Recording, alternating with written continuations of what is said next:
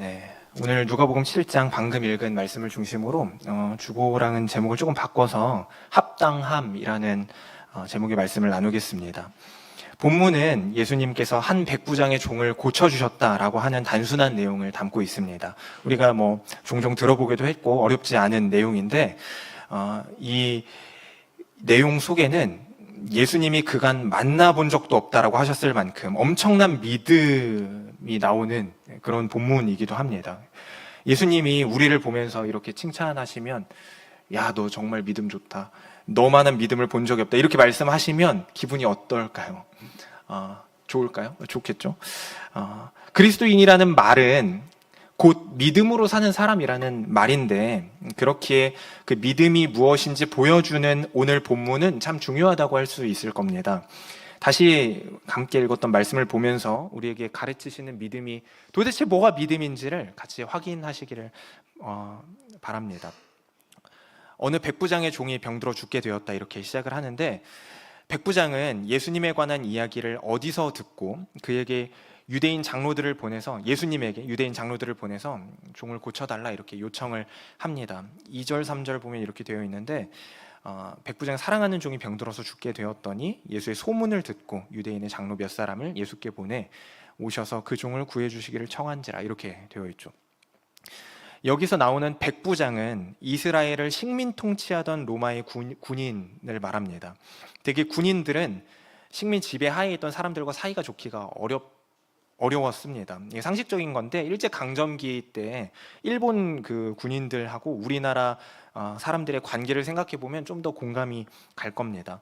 친일파 이런 사람 아니면 같이 이렇게 막 사이좋게 지내고 이러기가 쉽지 않죠. 이런 배경에서 본문의 이야기는 사실 일반적인 건 아닙니다. 그렇게 볼 때 로마 군인이 유대인 한 사람 예수에게 유대인의 장로들을 보내서 부탁하는 것도 조금 이상한데 그 유대인 장로들도 마찬가지로 그 일을 적극적으로 하고 있다는 것도 참 재밌는 부분입니다. 혹시 이 유대의 장로들이 친일파 같은 좀 친로마파여서 그런 것일까요? 보통 신약에서 장로들이 등장할 때 같이 등장하는 사람들이 바리새인 그리고 서기관 이런 사람들입니다. 이 장로들도 마찬가지로 유대 민족의 지도자였고 지도자로서 그 평판에 신경 쓰는 그런 부류의 사람들이었습니다. 그래서 만약에 혹시라도 지금 여기 있는 이 장로들이 친로마적이라고 하더라도 그냥 자기 마음에 따라서 막 이렇게 움직이고 행동할 수는 없었습니다. 이 장로들이 이렇게 한 건 어떤 이유일까요? 로마 백부장의 요청을 들어줄, 오히려 그를 도와줄 명분과 근거가 있었기 때문입니다. 그러니까 도와줄 만한 명분이 우리에겐 있어. 그러니까 우리도 이렇게 하는 거예요. 이렇게 할 만하기 때문에 한 겁니다. 그게 5절에 나오는 내용인데요. 5절을 보시면 이렇게 되어 있습니다. 그가 우리 민족을 사랑하고 백부장이죠. 또한 우리를 위하여 회당을 지었나이다 하니 그가 백부장이 우리를 사랑한다는 것, 우리 민족을 좋아한다는 것, 또 회당을 지어주었다는 것, 한마디로 우리에게 호의적이고 잘해주기 때문에 이런 사람, 이런 백부장은 도와주는 것이 마땅하다.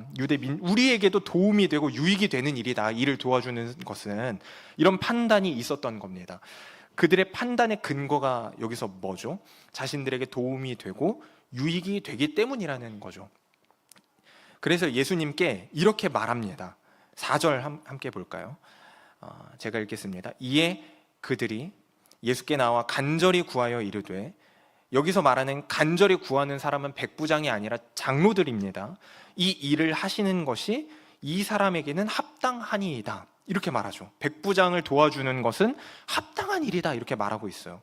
정당한 대가, 합당하고 합리적인 결과를 얻는 것은 민주주의 사회를 사는 국민의 기본 권리입니다. 우리가 사는 사회의 기본 권리, 국민의 권리가 그런 거죠. 원인이 있으면 결과가 정확하게 따라오는 것이 정의로운 겁니다. 그렇죠? 합당한 것이 합당한 대접을 받고 합당하지 않은 것이 부당한 대우를 받는 것, 부당하다는 말이 틀린 말이네요. 합당하지 않은 것이 나쁜 대우를 받는 것이 이 세상에선 당연합니다. 죄를 지었으면 감옥에 가고 이런 식인 거죠. 반대의 경우에 그렇게 정의롭지 않은 사회가 됐을 때 우리는 분노하죠. 유대 장로들 입장에서 자기들에게 호의적인 로마 백부장의 부탁을 들어주는 것은 물론 도의적인 일일 뿐 아니라 앞으로도 도움이 될 만한 일이기도 했다는 겁니다. 이 장로들 입장에서는. 그래서 한마디로 같은 유대인인 예수님도 유대인이니까 백부장의 부탁을 들어주는 것이 여러모로 합당하다라고 말하고 있는 중입니다. 여기까지. 자, 한편 백부장은 어떻습니까? 오늘 본문에 백부장 이야기가 계속 나올 건데 사실 지금 백부장이 이 자리에 없잖아요. 우리의 정서를 따라보면 뭔가 급하고 도움을 좀 요청해야 되는 입장이고 간절한 마음으로 부탁드릴 것이 있으면 어떻게 해야 되죠? 직접 가서 싹싹 빌면 무릎이라도 꿇고 빌어야지.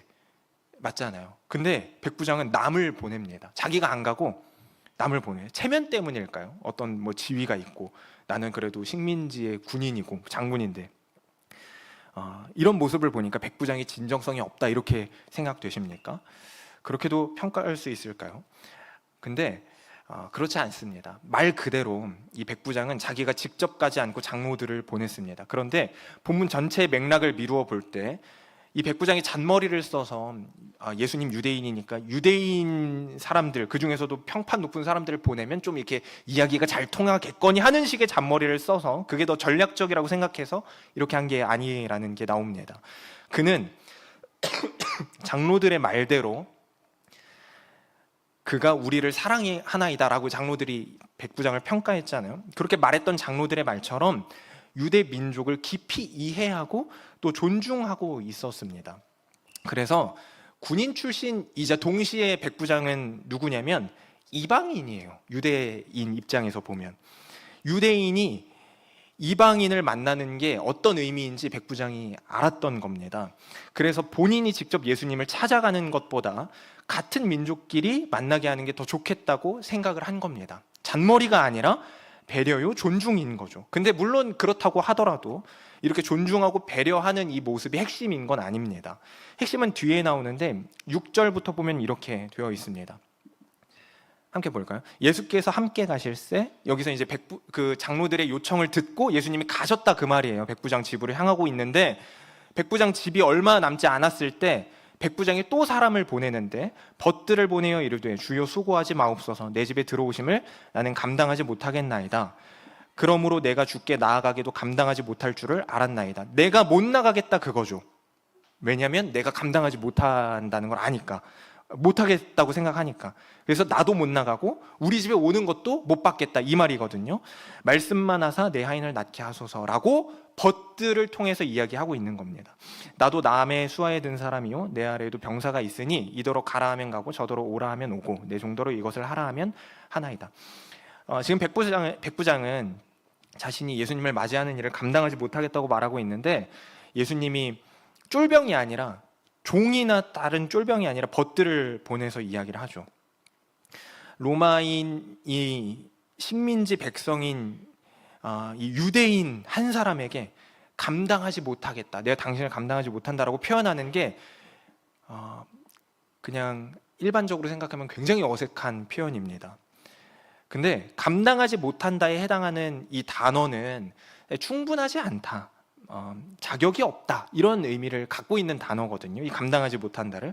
그래서 좀 바꿔보면 이렇게 말할 수 있는 거예요. 내가 당신을 맞이하기에 충분하지 않다, 나는 당신을 모실 자격이 없다, 이런 의미가 되는 거죠. 다시 말해서 자기 자신은 예수님을 맞이하기에 합당하지 않다라고 하고 있는 겁니다. 그것이 예수님을 대하는 백부장의 자기 인식이자 자기 평가인 겁니다. 여기서 우리는 백부장이 예수님을 그저 병 고치는 어떤 의사라고 여기지 않았다는 걸 알 수 있습니다. 그에게 있어서, 그리고 카이사르가 아니라 예수님이 주였고 적어도 이 사람에게는 그 앞에서의 자신은 종이었다고 지금 말하고 있는 겁니다. 사실 이게 엄청난 고백이죠. 그냥 한마디 가지고 어떻게 이렇게까지 평가할 수 있냐, 그게 아니라 정말 엄청난 고백을 하고 있는 건데 근거가 뭐냐면 예수님의 평가거든요. 9절 우리 한 목소리로 읽겠습니다. 그런 백부장을 예수님은 이렇게 평가하십니다. 시작.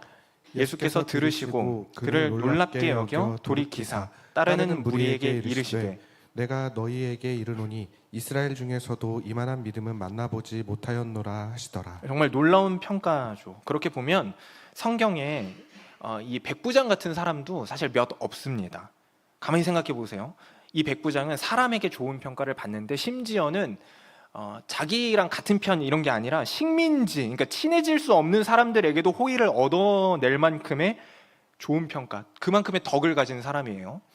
근데 더 나아가서 사람에게뿐 아니라 예수님에게서도 믿음을 칭찬받습니다.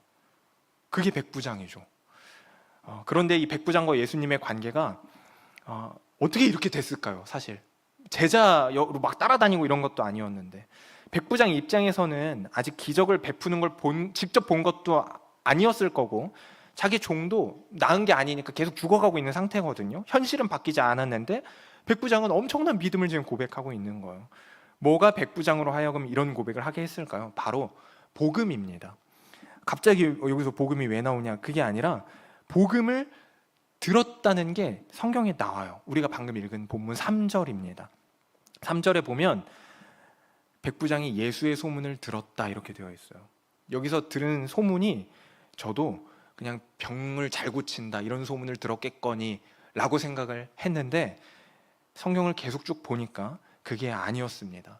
이 뒤에 이어지는 누가복음 8장 1절에 보면 이 지금 가버나움에서 사역을 하시고 막 여기저기 옮겨다니며 또 사역을 하시는데, 그 모든 사역을 포함해서 행하신 예수님의 사역을 이렇게 평가하거든요. 8장 1절을 함께 보겠습니다. 그 후에 예수께서 각 성과 마을에 두루 다니시며 뭐라고 되어 있죠? 하나님의 나라를 선포하시고 그 복음을 전하실세 12제자가 함께 하였다. 그러니까 예수님이 하신 사역이 하나님 나라를 선포하고 복음을 전하시는 사역이었다는 겁니다. 백부장이 이 앞에서 들었던 그 예수에 대한 이야기도 복음인 겁니다. 계속 그 사역을 하셨으니까 예수님이 그 이야기를 하셨고, 병을 고치고도 그 이야기를 하셨고, 계속 하나님의 나라를 드러내셨으니까 병을 낫는 게 전부가 아니라 죄를 용서하고 참된 생명을 허락하는 그 하나님의 아들의 이야기를 백부장이 들은 겁니다. 이런 복음이 백부장에게 전달되었고, 이에 따른 반응으로 당신은 주인입니다, 나는 당신을 맞이하기 합당하지 않은 종입니다 라는 고백이 나올 수 있었던 겁니다. 예수님의 평가를 따르자면 백부장이 예수를 주로 믿는 믿음을 가지고 있었던 게 분명합니다. 복음은 교회 다녀라 마라 이런 말이 아닙니다. 우리가 복음을 전한다고 할 때 어떤 이야기를 전해야 할까요? 뭐가 복음인지를 먼저 알아야겠죠. 병 고치고 기적을 베푸는 게 전부인 것도 아닙니다. 복음의 능력은 상식을 넘어서는 겁니다. 복음은 사람을 바꾸는 겁니다. 그래서 오늘 본문은 백부장이 대단하다, 세상에 별 사람 다 있다더니 이런 사람도 있구나 해서 끝나면 안 되는 겁니다. 주 예수 그리스도가 전한 하나님 나라, 이 땅의 전부가 아니요 내가 대신 죽어 십자가를 통해 새 생명을 주겠다, 영원한 생명을 주겠다라고 하시는 그 복음의 이야기는 이 백부장 한 사람뿐 아니라 우리도 다 바꾸는 이야기인 겁니다. 합당하지 않은 자를 구원하신 하나님의 은혜, 그 복음이 믿음 안에서 사람을 어떻게 세워가는지, 그렇게 세워진 자는 또 어떤 고백을 하는지를 보여주는 게 그래서 오늘 본문입니다. 가만히 생각해 보면 이거는 그냥 제가 생각을 해본 건데, 예수님이 결국에는 말씀만으로 종을 고치시거든요. 뒤에 보면 그래요. 말씀만으로 종이 나아요. 원격으로, 원격 치료 딱. 근데 그렇게 보면 예수님 애초에 백부장 집에 안 가도 되잖아요.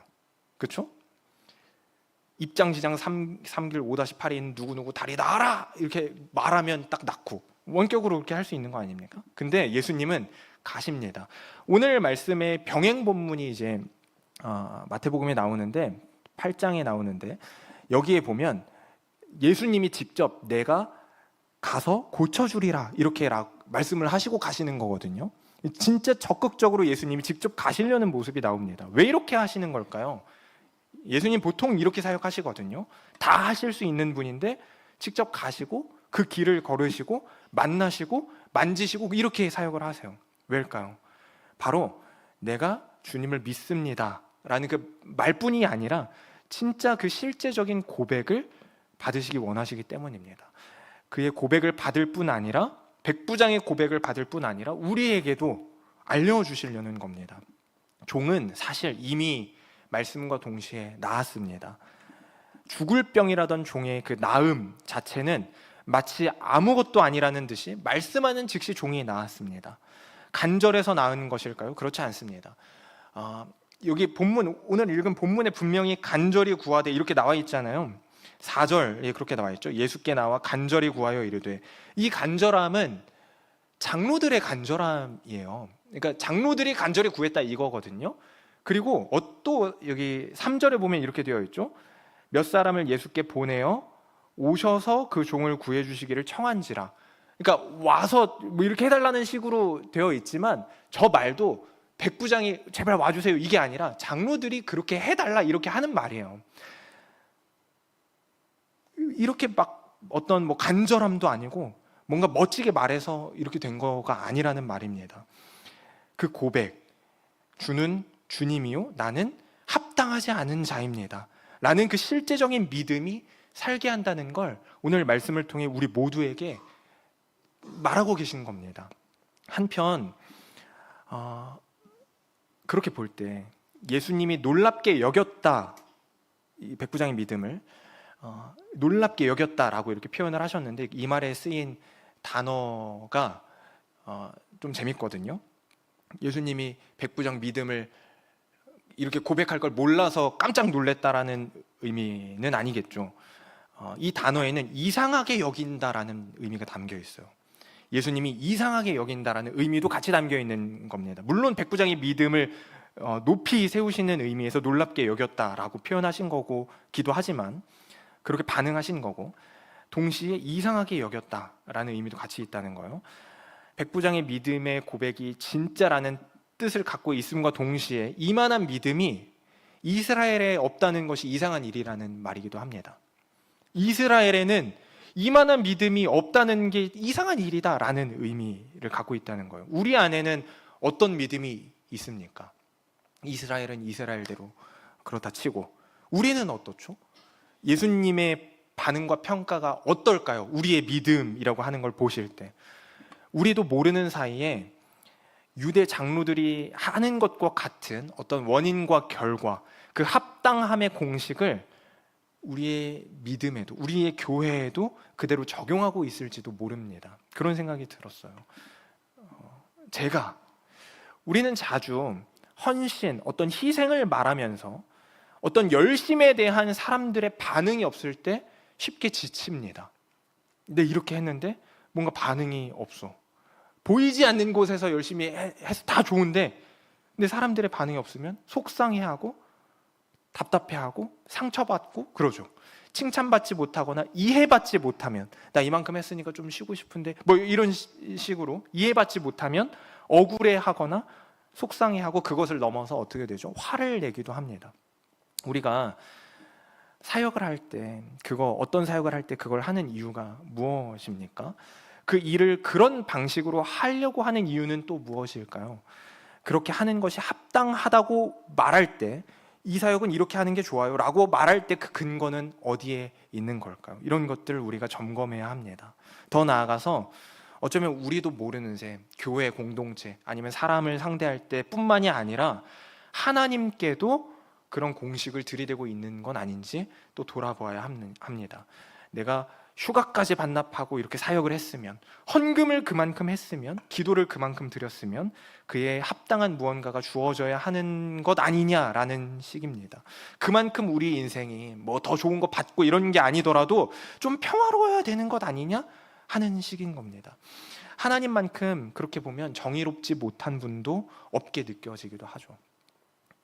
하나님은 최소한 민주주의 사회랑은 안 맞는 것 같죠? 그렇게 볼 때 정의롭지 않은 것 같기도 하고 그렇게 볼 때 하나님은 악덕업주 같기도 합니다. 이 공식 앞에서는. 그러나 사랑하는 성도 여러분, 우리가 구원받았다고 하는데 그 구원받는 일은 지극히 합당한 일일까요? 우리가 받기에 지극히 합당한 존재여서 구원을 받았을까요? 아무도 그렇지 않다고 대답할 겁니다. 그렇죠? 혹시 아닌 사람? 그렇지 않다고 대답할 거잖아요. 그렇다면 우리는 모든 일을 은혜의 방식으로 바라보아야 합니다. 모든 사람, 모든 공동체, 모든 일, 우리의 일상 가운데 있는 그 모든 것들을 은혜의 방식으로 바라보아야 합니다. 교회는 교회라고 하는 게 나 자신을 말하는 것이건 아니면 공동체로서의 교회를 말하는 것이건 간에 은혜로 세워지고, 교회는 오직 은혜로 돌아가는 공동체잖아요. 교회도 마찬가지고 나라도 마찬가지죠. 교회의 교회됨의 근거는 나의 유익이나 어떤 정의에 달려있지 않습니다. 합당하지 않은 우리를 살리시고 구하신 은혜, 그 은혜를 붙들고 나누면서 하나님께 영광 돌리는 주의 백성들이 모인 것이 교회입니다. 그렇게 볼 때 당연한 건 없습니다. 우리는 합당한 자가 아니기 때문입니다. 오직 우리는 은혜 받은 자일 뿐입니다.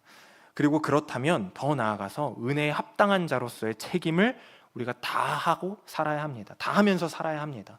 백부장도 마찬가지거든요. 한 번 칭찬받고 끝나는 게 아닙니다. 너 믿음 좋다. 한 번 칭찬받고 끝나는 게 아닙니다. 구원받은 자로서 마땅히 해야 할 책임을 지는 일이 당연한 겁니다. 합당하다는 말끼리 뭔가 이제 합당하다는 말이 다른 데도 많이, 우리 어디서 들어봤죠? 회개에 합당한 삶, 이런 표현 들어보셨죠? 이 합당하다는 말끼리 갖다 붙이는 게 아니라 정말 성경이 말하는 바 회개에 합당한 삶을 살아낼 책임이 우리에게 주어지는 겁니다. 그렇게 살아야 구원을 대가로 받는다. 합당한 삶을 살 때 구원이 대가로 주어진다는 게 아니라 이미 받은 구원을 복음 받은 자로, 돌이켰으면 돌이킨 자로 살아내는 것이 마땅하다라는 말입니다. 오늘 말씀에 나오지 않지만 아까 보았던 그 마태복음 8장 병행복문에 보면 예수님이 백부장 너만한 믿음도 없다라고 말한 후에 추가로 하신 말씀이 나옵니다. 마태복음 8장 10절에서 13절을 보면 이렇게 같이 나오는데 제가 읽겠습니다. 예수께서 들으시고 놀랍게 여겨 따르는 자들에게 이르시되 내가 진실로 너에게 이르노니 이스라엘 중 아무에게서도 이만한 믿음을 보지 못하였노라. 똑같이 나오죠. 근데 여기에 오늘 본문에 나오지 않는 또 다른 말이 나와요. 11절. 또 너희에게 이르노니 동서로부터 많은 사람이 이르러 아브라함과 이삭과 야곱과 함께 천국에 앉으려니와 그 나라의 본 자손들은 바깥 어두운 데 쫓겨나 거기서 울며 이를 갈게 되리라. 예수께서 백부장에게 이르시되 가라 내 믿음대로 될지어다 하시니 그 즉시 하인이 나으니라. 그러니까 동서로부터 많은 사람이 아브라함과 이삭과 함께 천국에 있을 건데 본 자손들은 쫓겨날 거다, 울며 이를 갈 거다, 이런 내용이 있죠. 마태복음에는. 쉽게 말해서 나는 원래 합당한 자야, 당연히 이거 받을 만해 라고 말하던 유대인들과 합당하지 않은 존재로 여겨졌던 이방인들에 관해서 믿는 자로 사는 것이 중요할 뿐이야, 다른 어떤 조건이 아니라 믿는 자로 사는 게 중요할 뿐이야 라고 말씀하시는 겁니다. 이와 관련해서 누가복음 3장에 세례 요한이 회개에 합당한 열매에 대해서 이야기를 또 하거든요. 누가복음 3장 한번 같이 보겠습니다. 제가 또 읽을게요. 요한이 세례받으러 나오는 무리에게 이르되 독사의 자식들아 누가 너희에게 일러 장차 올 진노를 피하라 하더냐. 그러므로 회개에 합당한 열매를 맺고 속으로 아브라함이 우리 조상이라 말하지 말라. 내가 너희에게 이르노니 하나님이 능히 이 돌들로도 아브라함의 자손이 되게 하시리라. 예수님의 그 말씀하시는 맥락과 같죠. 합당하다라고 생각한 자들아 너희에게 장차 올 진노가 피해질 것 같으냐? 그렇게 살면 그게 아니라 믿음이 중요한 것이다. 그런 거 하나도 안 중요한 거다. 이렇게 말하는 겁니다.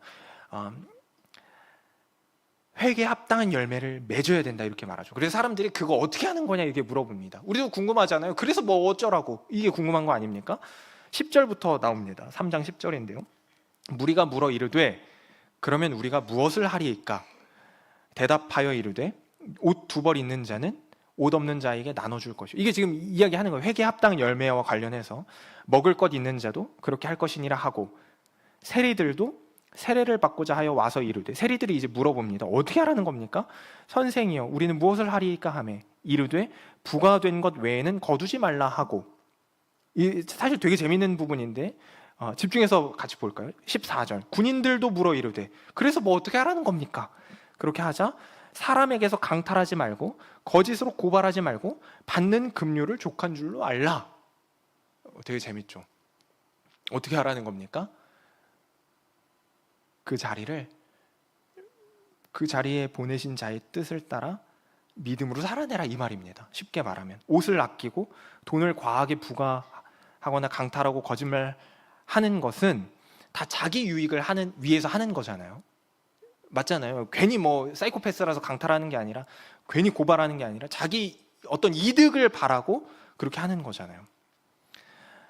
근데 그거 하지 말라고 하는 겁니다. 그게 회개에 합당한 열매라는 겁니다. 단순히 정직하라는 말이 아니에요. 무슨 말이냐면 한마디로 이 땅의 것에 목매면서 살면서 믿음을 저버리지 말라, 이 말입니다. 세리 그만둬라 하지 않잖아요. 요한이 지금 군인 하지 마라, 너 때려쳐라, 예수만 따라가라, 이렇게 하지 않잖아요. 물론 따라오라라고 하시면 따라가야겠지만 여기서 그거 말하고 있지 않거든요. 다만 너가 믿는 자라면 지금 있는 그 자리에서 믿는 자로 순종하며 살아라, 그 말입니다. 그게 우리에게 주어진 합당한 열매 맺는 삶이기 때문입니다. 이 땅의 삶이 전부가 아니라는 걸 알라는 말입니다. 말씀을 정리하겠습니다.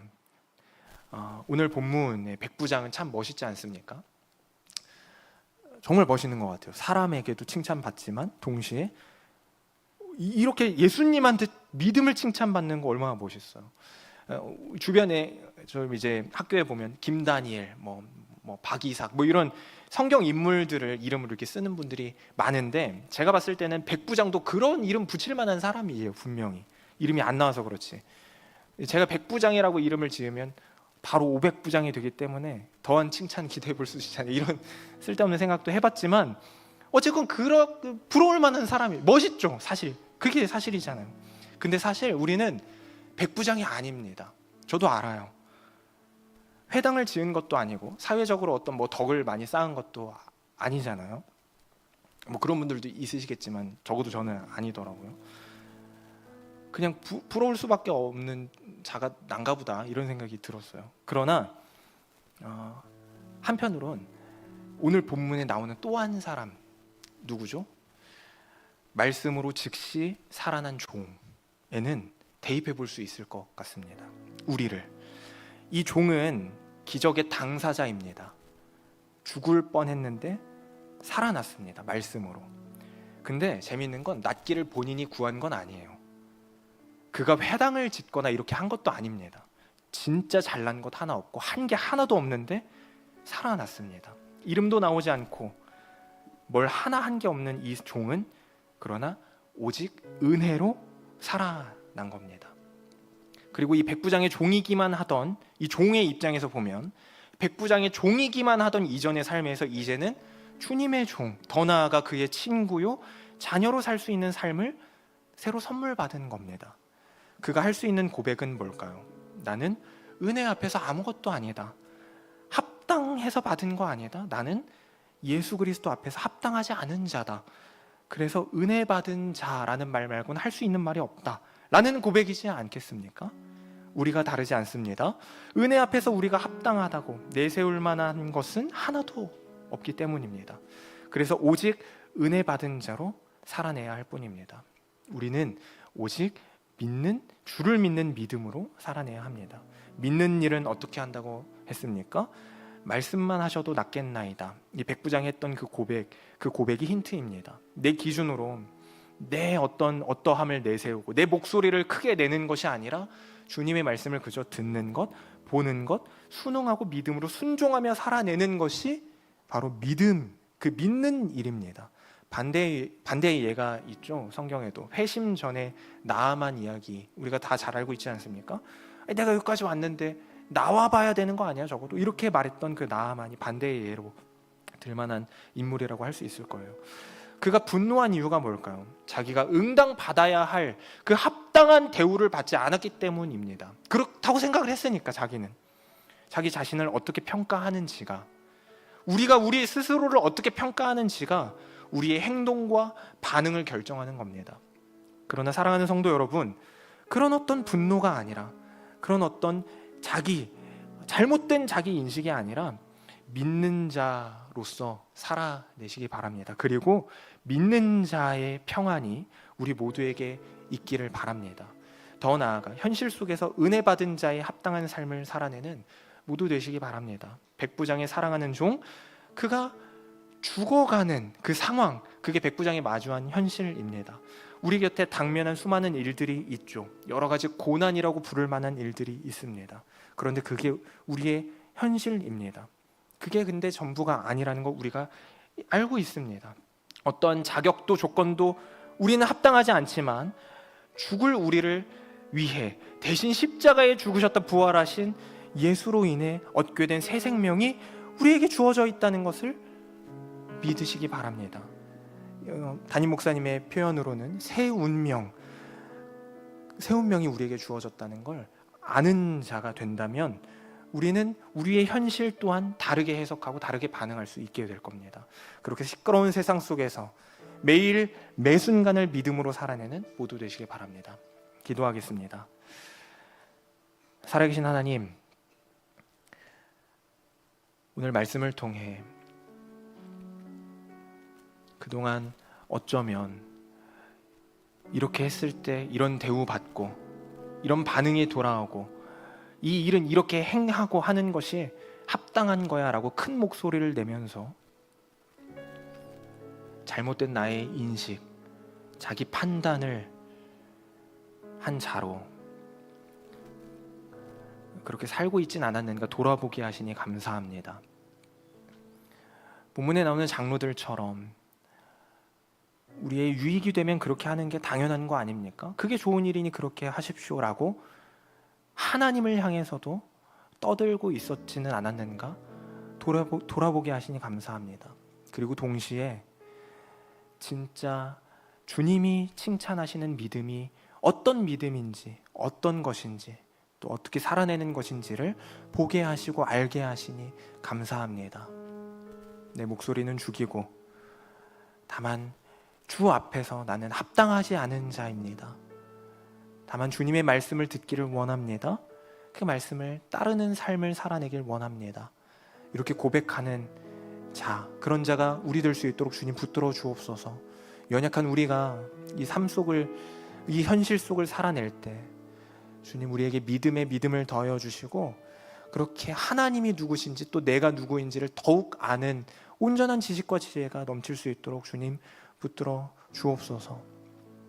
우리의 삶 가운데 고난이라 부를 만한 그 모든 일들 속에서도 그렇게 복음을 받은 자의 합당한 삶을 기꺼이 살아내며 분노가 아니라 평안을 누리는 우리 될 수 있도록 주님 또한 인도해 주옵소서. 감사드리며 살아계신 예수님 이름으로 기도합니다.